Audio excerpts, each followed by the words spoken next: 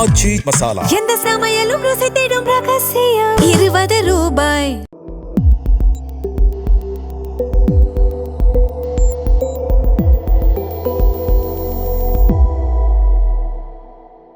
தமிழ் தடம் நேயர்களுக்கு வணக்கம். நம்மோட உரையாட ஊடகவியலாளர் திரு அருள்மொழிவர்மன் இணைந்திருக்காங்க. வாங்க பேசலாம். வணக்கம் சார். வணக்கம் மகா. செந்தில் பாலாஜி அவர்களை இந்த கவர்மெண்ட் வந்து டார்கெட் பண்றாங்களா அப்படின்ற ஒரு பார்வையும் இருக்கு. இப்பொழுது ஜாமீன் கொடுத்துருக்காங்க, கைது செய்ய டிவிஎஸ்சிக்கு தடை விதிச்சிருக்காங்க உச்சநீதிமன்றம். எப்படி பாக்குறீங்க? Senthil Balaji TVK government target பண்றாங்களா? இல்லை, அதுதான் அமைச்சர் ஆதவர்ஜனாவா சொன்னார், கரூரில் எங்களுக்கு இன்னொரு பாக்கி இருக்குது அப்படின்னு. அது பாக்கி யாருன்னு நினைக்கிறீங்க? செந்தில் பாலாஜி தான். திமுக இல்லை, திமுக கிடையாது. திமுகவுடைய டூல் யாரோ அவங்கள தான் வந்து ஒரு டார்கெட் பண்ணுவார். திமுகங்கிறது ஒரு பெரிய ஆர்கனைசேஷன், அதை நீங்கள் ஒன்றும் பண்ண முடியாது.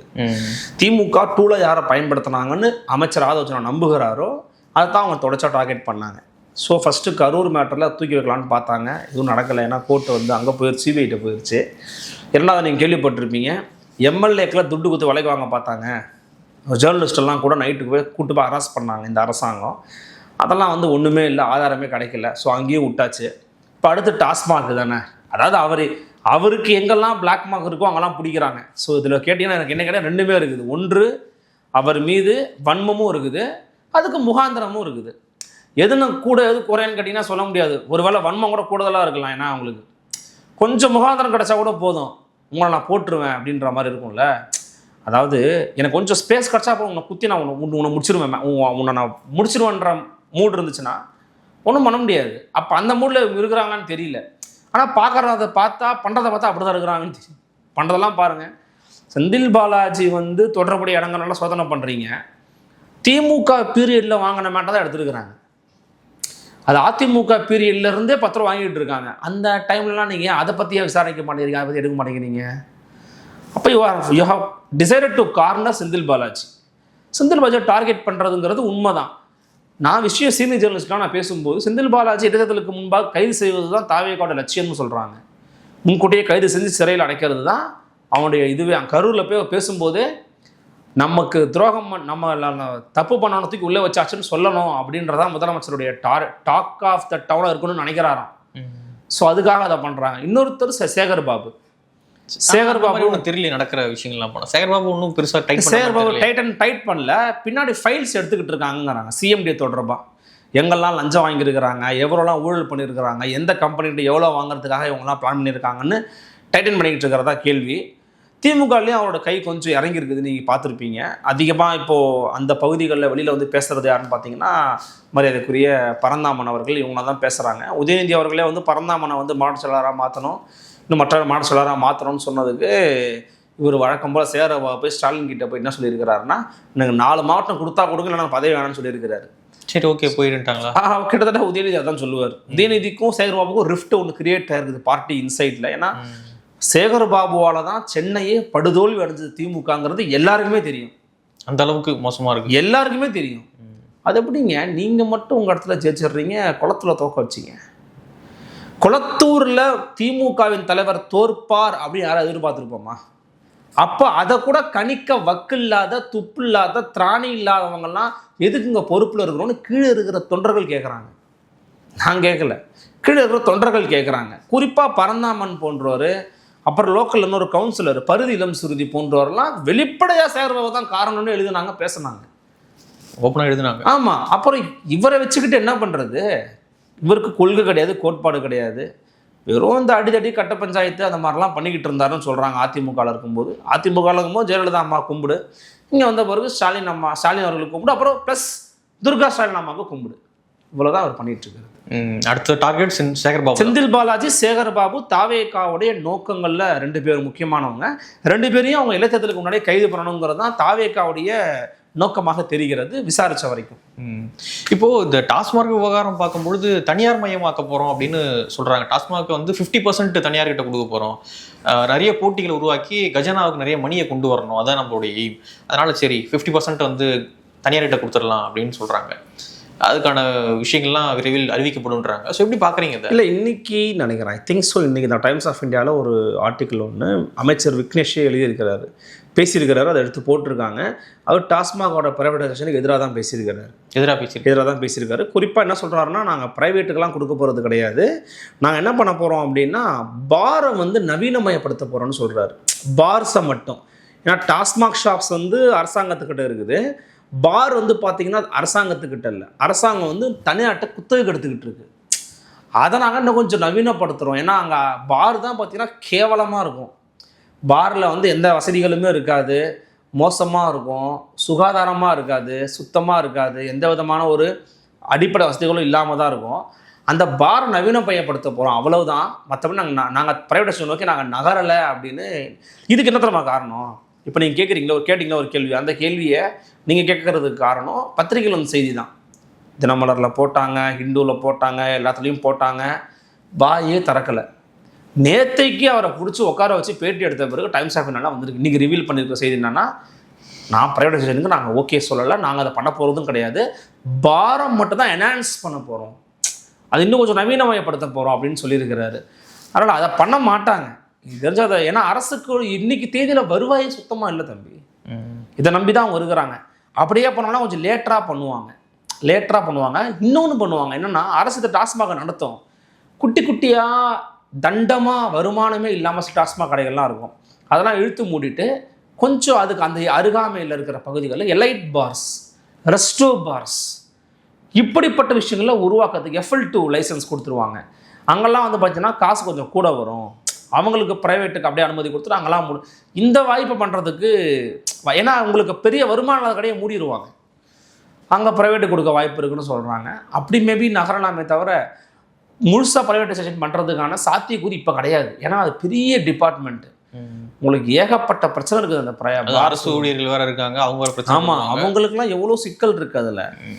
அதனால் இன்னுமே வந்து பார்த்திங்கன்னா அந்த டாஸ்மாக் ஊழியர்களுக்கு சரியான பலப்பணங்கள் கிடையாது, பயணப்படி கிடையாது, அவங்க வாழ்வாதாரமே மோசமாக இருக்குது, சுயமரியாதை இழந்து வாழ்ந்துக்கிட்டு இருக்காங்க. அவங்க டாஸ்மாகில் வேலை செய்ய, டாஸ்மாகில் வேலை செய்யறியா அப்படின்னு கேட்பாங்க. ஏன் அவன்லாம் மனுஷன் இல்லையா, பொண்ணு கொடுக்கூடாதா, அவன்லாம் படிக்கூடாதா? ஆனால் இவங்கெல்லாம் மனநிலையாக அப்படி நடத்துது. கவர்மெண்ட் நடத்தினா உனக்கு இன்னிக்குது, அதை ஒருத்தர் வேலை செஞ்சால் உனக்கு கசுகுதா? அது மாதிரி அருணாச்சலன்னு ஒரு தம்பியை வந்து கஷல் டெத்து பண்ணாங்கன்னு ஒரு கேஸ் ஒன்று ஓடிட்டுருக்குல்ல, அந்த பையன்லாம் டாஸ்மாக் பாரில் வேலை செஞ்ச பையன் தான். அதுக்காக தான் அவனை குடிச்சிட்டே போனாங்க. இந்த மாதிரி வந்து பிளாக்கில் விற்றுட்டான், அவன் பிளாக் விற்று கோடி சம்பாதிச்சிட்டாங்க. பாவம் அந்த பையன் விற்றுருக்கான். கடைசியில் பார்த்தா அந்த பையனை வந்து மண்டையில் அடிச்சு தான் குண்டிருக்காங்கன்றது லோக்கலில் போய் நான் விசாரிக்கும் போது சொல்கிறாங்க. கடைசியில் பார்த்தா அவனுடைய தாய்மாமன் யாரோ தாவே கால சேர்ந்த வழக்கறிஞருங்கிறாங்க, பேசி காம்ப்ரமைஸ் பண்ணி முடிச்சுட்டாங்கன்றாங்க. கிடைச்ச செய்தி எனக்கு தோழர்கள் லோக்கலில் இருக்கிறவங்க சொன்னது. அப்போ பாருங்கள், நீங்கள் வந்து சாதாரணமாக டாஸ்மாகில் இருக்கிறவங்கள வந்து எள்ளி நகையாடுறது ஈஸி டார்கெட் அவங்க தான். அதனால் உடனடியாக அவங்கள ப்ரைவேடைசேஷன் பண்ண மாட்டாங்க. அப்படி பண்ணுற அளவுக்கு இந்த அரசுக்கு தைரியம் கிடையாது. காசு அங்கேருந்து தான் வருது, இப்போ காசு அங்கேருந்து தான் வருதுன்னும் போது அதை பண்ண மாட்டாங்க. ஓகே, எல்லா விஷயங்களுமே வந்து லைட்டாக கசி விடுறாங்க. இப்படி இருக்குது அப்படின்னு நியூஸில் ப்ராப்பராக இல்லாமல் ஏதோ அங்கங்கே அப்படியே கசி விடுறாங்க.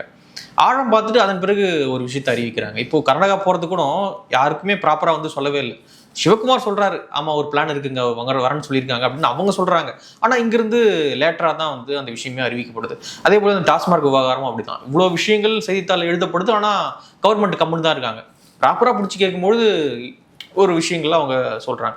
ஸோ எல்லா விஷயத்தையும் கசி விட்டு அதன் பிறகு தான் ஆழம் பார்த்து அறிவிக்கிறாங்களா? எப்படி பார்க்குறீங்க அதை? இல்லை, அவங்க வந்து நீங்கள் சொல்கிற மாதிரி ஒரு பிளான் பண்ணலாம் அவங்களாம் ஒன்றும் பண்ணலை. அதாவது நீங்கள் சொல்கிறத பண்ணுறதுக்கு வந்து ஒரு பிளானிங் டெண்டன்சி வேணும். அவர் அறிவு கூர்மை இருந்தால் தான் அதை பண்ண முடியும். அதாவது இதை விடு, கருணாநிதி இதை பண்ணியிருக்கிறாரு, ஜெயலலிதா அம்மா பண்ணியிருக்கிறாங்க, அப்புறம் இல்லைன்னு இவங்க வந்து அறிவு கூர்மை இல்லைன்னா இவங்க தவறாக சொல்லலை. இவங்க அந்த மாதிரி எந்த பிளான்லேயுமே இல்லை. இவங்க இயல்பே அப்படி தான் இருக்குது. அதுதான் பெஸ்ட் எக்ஸாம்பிள் நீர்வளத்துறை அமைச்சர். சார் சார் சார் இந்த காவேரி மாட்டு சார் போயிட்டே இருக்கிறாருல்ல, எதை கசிய விட்டாரா? சிரிப்பை புன்னகைத்தான் கசிய விட்டார் நம்முடைய நீர்வளத்துறை அமைச்சர். கசிய விடுறதுலாம் ஒன்றும் இல்லை. ஏன் நாலு பேர் அதிகாரிகள்கிட்ட செய்திகளை கேட்போம். இன்னொன்று நமக்கு ஓரளவுக்கு ஒரு ஸ்மெல் பண்ண முடியும், ரிப்போர்ட்டர்ஸால் ஜேர்னலிஸ்டாக ஸ்மெல் பண்ண முடியும்.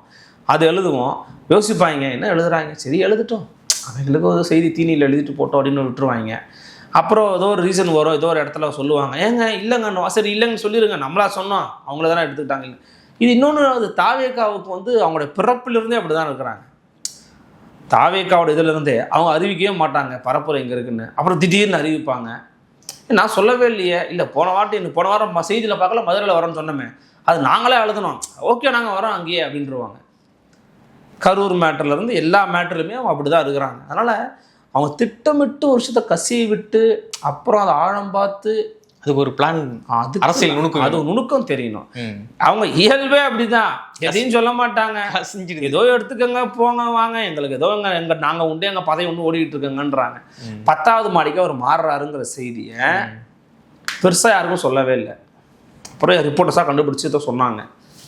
அப்புறம் அங்கே லோக்கல் தலைமைச் செயலக ஊழியர்கள்லாம் கடிதம் எழுதுனாங்க, ஏங்க அப்படி பண்ணிங்கன்னா நாங்கள் 5ஆம் தேதி நீங்கள் பட்ஜெட்டுங்கிறீங்க, வேலை பார்க்கணும், என்னங்க 10வது ஃப்ளோரே ஃபுல்லாகவே உங்களுக்குன்னா கிட்டத்தட்ட 200 பேர் வேலை பார்ப்பாங்கன்னு வச்சுக்கோங்க. அந்த ஃப்ளோரில் உங்களுக்கு தமிழ்நாட்டோட தலைமைச் செயலகத்தில் நீங்கள் உள்ளே பார்த்தீங்கன்னா தெரியும், இடம் கிடையாது தம்பி. இதுதான் ஒரு ஹால் வச்சுக்கோங்களேன், 10வது மாடியில் இருக்கிற ஒரு ரூமு.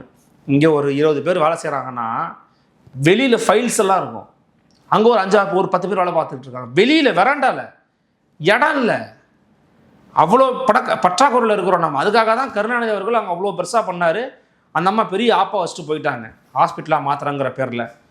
நம்ம இதை மாற்ற வேண்டிய சூழலுக்கே நம்ம வரப்போகிறோம், ஜார்ஜ் கோட்டையை மாற்றி ஆகணும்னு சொல்லி வரப்போகிறோம். இந்த நேரத்தில் நீங்கள் அதுவும் இந்த குறிப்பிட்ட டைமில் பண்ணுறாரு பாருங்க, பட்ஜெட்டு ரெடி பண்ணணும், அந்த டைமில் பண்ணுறாரு. இதை பற்றி யாராவது பேசுனாங்களா? யாருக்குமே தெரியாது நியூஸ்.